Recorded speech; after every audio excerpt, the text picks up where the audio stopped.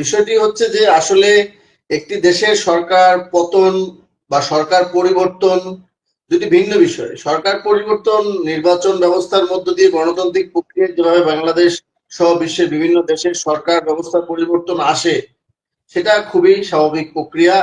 এখন আপনি যখন এই স্বাভাবিক প্রক্রিয়া থেকে বিচ্যুত হয়ে যাবেন, তখন কিন্তু আপনার সরকার পতনের প্রসঙ্গ আসবে।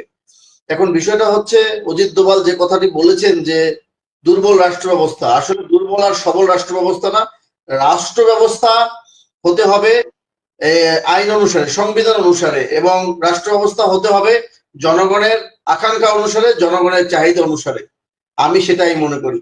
এখন অজিত দোভাল কি বললো সেটা না, এখানে বাংলাদেশের সরকার পতনের বিষয়ে আপনারা জানেন, ডোনাল্ড ট্রাম্প ক্ষমতায় এসে ডিপ স্টেটের বিভিন্ন বিষয় তুলে ধরা হয়েছে। এনজিও কে ব্যাপক পরিমাণ টাকা ইনভেস্টমেন্ট করা হয়েছে, সেই এনজিও 2-3 জনের এনজিও, সেই বিষয়গুলো কিন্তু ডোনাল্ড ট্রাম্প বলেছেন।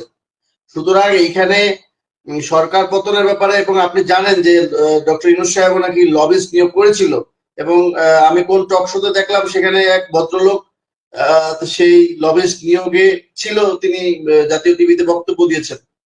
এখন বিষয়টা হচ্ছে, এই সকল বিষয় সরকার পতনের ক্ষেত্রে বিরোধী দলগুলো সক্রিয় থাকে বিভিন্ন সংস্থা, সক্রিয় থাকে বিভিন্ন দেশ।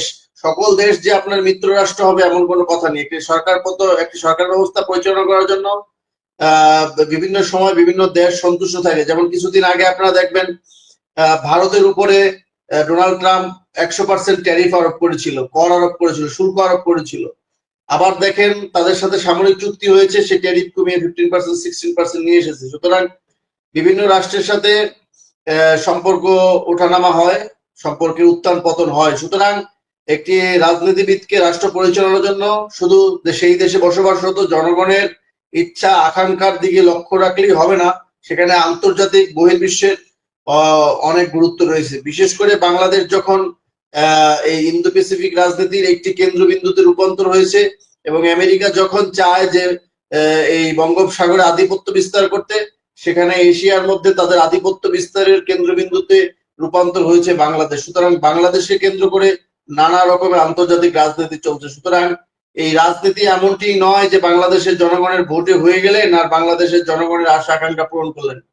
ভারতীয় এই সংবাদ যেটা আপনি বললেন, সেটা তারা যে প্রকাশ করেছে, সেটা শেখ হাসিনা দুর্বল শাসন ব্যবস্থার কথা বলেছেন, কিন্তু বাংলাদেশে স্বাধীনতার পর থেকে যতগুলো সবল শাসন ব্যবস্থা ছিল, সেই সবল শাসন ব্যবস্থার মধ্যে প্রাক্তন প্রধানমন্ত্রী শেখ হাসিনার শাসন ব্যবস্থা সবচেয়ে অন্যতম।